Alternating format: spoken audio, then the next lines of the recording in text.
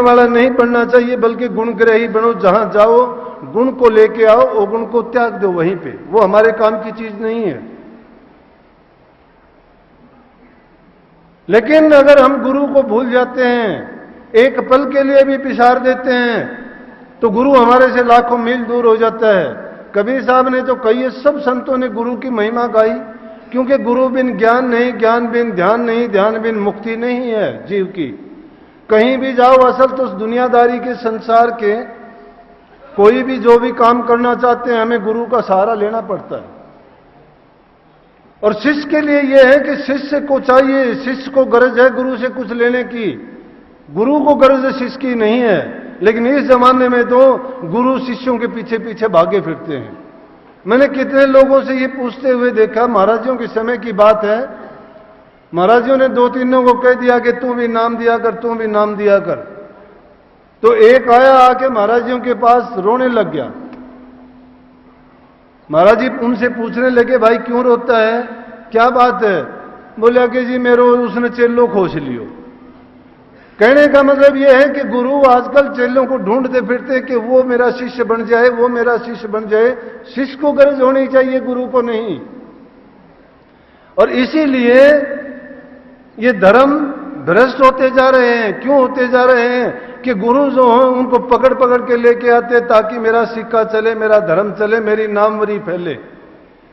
ये किस लिए करते हैं ऐसा? अगर गरज है तो शिष्य को है, गुरु को नहीं होनी चाहिए। और शिष्य को जिसकी गरज होगी वो अपने कल्याण के लिए होगी। जिस प्रकार से सहजोबाई ने कहा, गुरु को क्या महत्ता देती है, इतनी परमात्मा को भी नहीं देती। कहती है कि परमात्मा का कोई एहसान नहीं है मेरे ऊपर कि उसने मुझे संसार में भेज दिया। या एकलव्य की कहानी आपने सुनी होगी, गुरु इनकार कर देता है कि मैं तुझे शिष्य नहीं बनाता, लेकिन एकलव्य क्या कहता है कि आप मुझे अगर शिष्य नहीं बनाते कोई जरूरत नहीं है, लेकिन मैं मन से आपको गुरु मान चुका हूं। समर्पण भाव भी ये होता है कि गुरु ने उसको कभी दोबारा दर्शन तक नहीं दिए, लेकिन उन्होंने जब उनको गुरु मान लिया, मिट्टी की प्रतिमा बनाई, उन्हीं के सामने जाके धनुष विद्या का अभ्यास करने लगे। रात दिन गुरु की रट, उन्हीं का ध्यान, और उन्हीं के सामने जब एक नमूना बनाया, मिट्टी की मूर्त बनाई जो थी, चेतन नहीं थी। अरे चेतन गुरु तुम्हें बार बार समझाता है, जगाता है, तुम्हारे भ्रम को मिटाता है, अज्ञान को मिटाने के लिए कितनी बार आपको चेतावनी भरी वाणी सुनाता है, लेकिन कभी चेतते हो क्या? गुरु वचन माने नहीं, गुरु ही लगावे दोष, ऐसे अपराधी जीव को मोए न पावे मोक्ष। जो गुरु के वचन की तो पालना नहीं करते हैं और गुरु को ही दोष लगाते हैं, कहते हैं कि गुरु ने मेरा ये काम नहीं किया। गुरु का दोष नहीं होता है, और उसका सबूत तुम एकलव्य से ले सकते हो। बल्कि गुरु द्रोणाचार्य भी हैरान थे जब उनकी तरफ देखा और कहने लगे कि आपका गुरु कौन है? बोला गुरुवर आप मेरे गुरु हैं। बोला मैंने तो आपको कभी ज्ञान नहीं दिया। बोला आपने नहीं दिया, लेकिन मैंने मन से आपको गुरु मान लिया था, और आओ आपको दिखाऊं। जब जंगल में ले जाके एकांत में उन्होंने दिखाया तो वहीं द्रोण की उन्होंने तस्वीर बना रखी है, और उसको देख के वो हैरत में पड़ गए गुरु भी।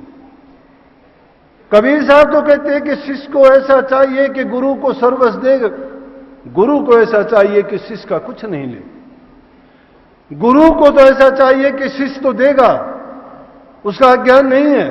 देने वाला कभी भी धोखे में नहीं होता है, कभी नुकसान नहीं उठाता है, लेकिन लेने वाला जब लेता है किसी से उसका कर्जदार बन जाता है। ये ना सोचो कि अब किसी ने देखा नहीं या अब किसी को देना नहीं है, वो भूल गया है या हमने उससे चालाकी कर ली है। इस संसार का व्यवहार, द लॉ ऑफ नेचर है, वो इतना पक्का है, असूल एक पल के लिए नहीं टूटता है। अगर कुछ समय में तोड़े थे ना, तो वो भी विशेष करके तोड़े थे। जैसे समुद्र का जल खारी हो गया था, सतयुग के बाद में त्रेता युग ला दिया था। ये भक्तों के लिए लेके आए, क्योंकि परमात्मा कहता है कि मेरे भगत को किसी प्रकार का कष्ट नहीं होना चाहिए, चाहे मुझे हो जाए।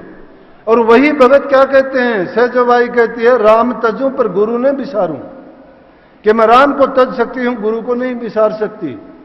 गुरु के समान हरि को ना ही निहारूं, और गुरु के समान मैं परमात्मा को दर्जा नहीं देती। क्यों नहीं देती? कि परमात्मा का एहसान नहीं है। हरि ने 5 चोर दिए साथा, सतगुरु ने छुटा ली समझ अनाथा। हरि ने अपना आपा छिपाया, सतगुरु ने दे दीपक दर्शाया। और हरि रूठे तो रूठन दे का, सतगुरु सिर पर राखी आपे करे सहा। हरि रूठे तो ठोड़ है, गुरु रूठे नहीं ठोड़। अगर परमात्मा रूठ जाता है, हम अपना दुख, अपनी कहानी गुरु के सामने जाके रो सकते हैं, कह सकते हैं, लेकिन जब गुरु रूठ जाता है तो कोई स्थान नहीं रह जाता है। तो सहजो भाई ने कहा कि मैं गुरु के लिए क्यों ऐसा करूं कि परमात्मा को बराबर दर्जा दूं, लेकिन गुरु तो बहुत ऊंचा दर्जा है, इसलिए प्रथम पूजा गुरु की है। और जब गुरु को पूरा समर्पण हो जाता है तो गुरु भी देखता है कि जब किसी ने अपना सर्वस्व गुरु को दे दिया है तो फिर उसका बुरा हो नहीं सकता। ये बुरा हमारा कब होता है? जब लग मेरा मेरी करे तब लग काज एक नहीं सरे। जब मेरी मेरी मिट जाए तो प्रभु काज संवारना है। ये संसार में झगड़ा मैं मेरी का रोग पसरिया है। यहां पर जब तक मैं मेरी लगी हुई है, ये मेरा है, मैं करता हूं, मैं और मेरापन जब दूर चले जाते हैं तो यूं समझो कि हम इस संसार की वासनाओं से, कामनाओं से, तृष्णाओं से, आपदाओं से, कर्मों से और हर प्रकार की जो दुख तकलीफें उठा रहे हैं उनसे एक पल नहीं लगती है। दुख किस चीज का होता है? कि जब हमारी कामनाएं पूरी नहीं होती, उससे क्रोध पैदा हो जाता है। इसलिए कामनाएं मन में ना उठाओ। कामनाएं संसार में फंसाने वाली हैं, लेकिन गुरु क्या कहते हैं? गुरु कहता है कि तू जितना भी कम हो सकता है इन अपनी वासनाओं से पीछा छुटाओ, बुराइयों को अपने मन से निकालो। इसी प्रकार पद्मदास ने भी कही है कि भक्ति कर सतगुरु छोड़ संसारा, ये समय ने बारंबार शब्द सुन धारा। कि संसार के अंदर इंसान का जन्म बार बार नहीं होता है। ये तो इस प्रकार से है जिस प्रकार से मशक में भरी हुई फूक है। ये चंद दिन का खेल तमाशा है। जब ये पूरा हो जाएगा, फूक इससे निकल जाएगी, दम निकलने के बाद एक घड़ी और एक पल के लिए भी कोई नहीं रखेगा। इसीलिए स्वामी जी महाराज ने कहा कि गुरु की कर हरदम पूजा, गुरु समान कोई देव ना दूजा। गुरु चरण सेव नित करिए, तन मन गुरु आगे धरिए।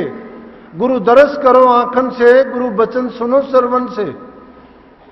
गुरु ब्रह्म रूप धर आया, गुरु पार ब्रह्म गति गाया। गुरु सप्त नाम पद खोल्या, गुरु अलख अगम को तोल्या। गुरु रूप धरा राधा स्वामी, गुरु से बढ़ के नहीं अनाम। इसलिए गुरु की पूजा कर, गुरु के दर्शन आंखों से करो, गुरु के वचन कानों से सुनो और उनको वचन को सुन के अपने मन में इस प्रकार से दृढ़ करके रखो जिस प्रकार से लोभी आदमी, कंजूस आदमी पैसे को पकड़ के अपनी तिजोरी के अंदर बंद कर देता है। कबीर साहब ने जैसे कहा गुरु दर्शन के बारे में कि आजा सतगुरु नैनन में, नैन झाप में लूं, ना मैं देखूं और को ना तो ही देखण दूं। और आगे कहते हैं कि नैनों की कर पुतली, नैनों की कर कोठड़ी, पुतली पिलंग बिछा, पलकों की चिक डालकर प्रीतम को ले जा। शिष्य के लिए सबसे उत्तम काम एक ही है कि गुरु को अपना बना ले। गुरु उसको माने, मनाए, बनाए ना बनाए, इस बात से कोई नहीं। हर प्रकार से गुरु की सेवा, पूजा, अर्चना करके, और सेवा कौन सी? जिससे गुरु प्रसन्न होता है, जिस सेवा का गुरु हुक्म देता है। लेकिन गुरु के सामने भी अगर चालाकी करते हो और वहां भी हेरा फेरी करते हो या अपनी बुद्धि और अपने विचार से कोई काम करना चाहते हो, वहीं पे मार खा जाओ। क्यों खा जाओगे? 5वीं बादशाही की बात है। 5वीं बादशाही सिख गुरुओं में गुरु अर्जन देव जी थे। और अर्जन देव जी नानक साहब के बाद में अगर कहीं करने वाले हुए हैं तो वही हुए हैं।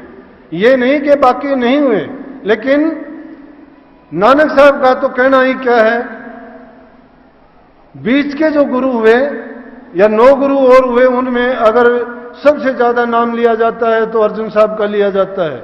अमृतसर का तालाब बनाया तो उन्होंने ही बनाया था, या बहुत सी बाणी उन्होंने रची।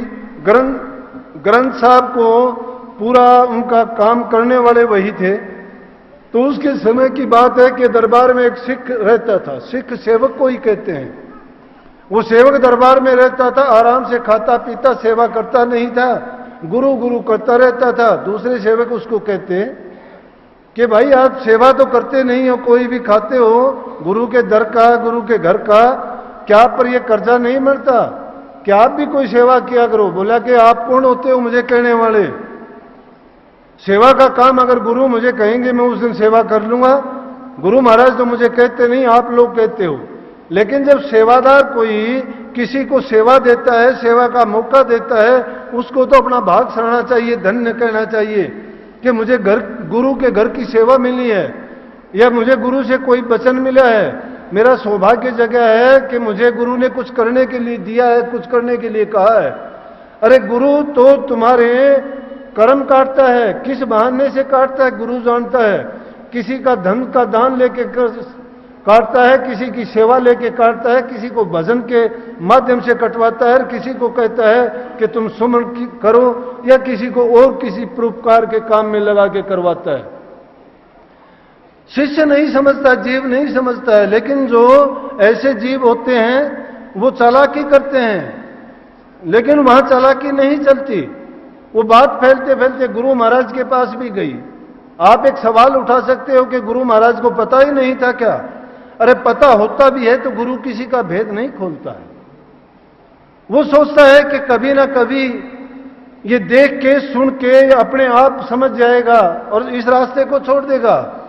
गुरु किसी को मार्ग से हटाना नहीं चाहता है। दुनियादारी के जीव बहाना ढूंढते हैं, उनको थोड़ी सी इधर उधर की बात मिली, वो उस रास्ते से हटते हुए देर नहीं लगाते, क्योंकि उनके सामने विकल्प है कि जब गुरु के रास्ते को छोड़ दिया संसार के पचड़े में फिर जाके फंस जाएंगे।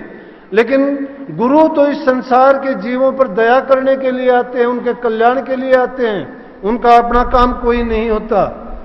तरवर सरवर संत जन चौथे वर्षे में परमार्थ के कारण ये चारों धारण दे।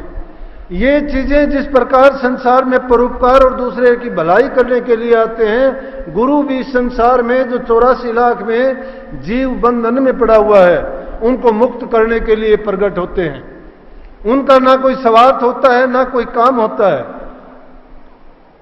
तो वो सिख जो सेवा नहीं करता था बार बार यही कहता कि तुम मुझे कहने वाले कोई नहीं होते, गुरु महाराज जब मुझे कहेंगे तो मैं सेवा कर लूंगा। गुरु महाराज चाहे मुझे हुक्म देंगे कि तुम आग में जाके जल के मर जा तो मैं आग में जाके जल के भी मर जाऊंगा, लेकिन तुम्हारे कहने से नहीं करूंगा।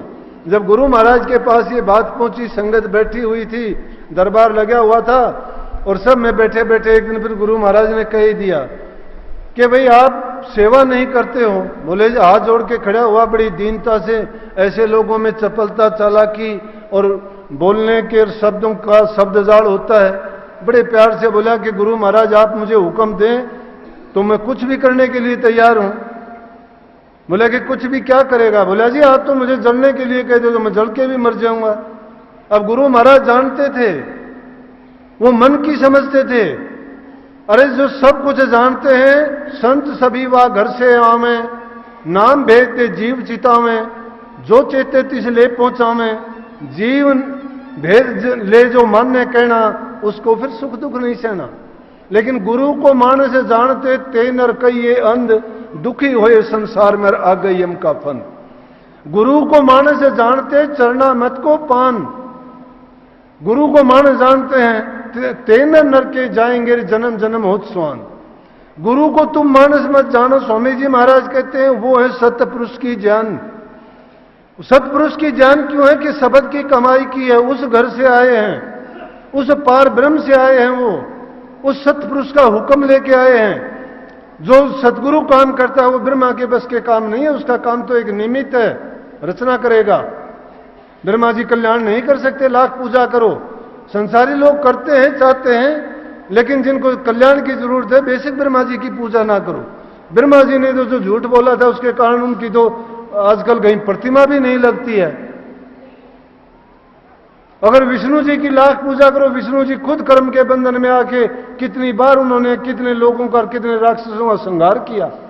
बार बार जब भी इस मृतलोक के जीवों पर, भक्तों पर, या जो तपधारी थे ऐसे योगियों पर, जब भी उन पर इस प्रकार की कोई आपदा आई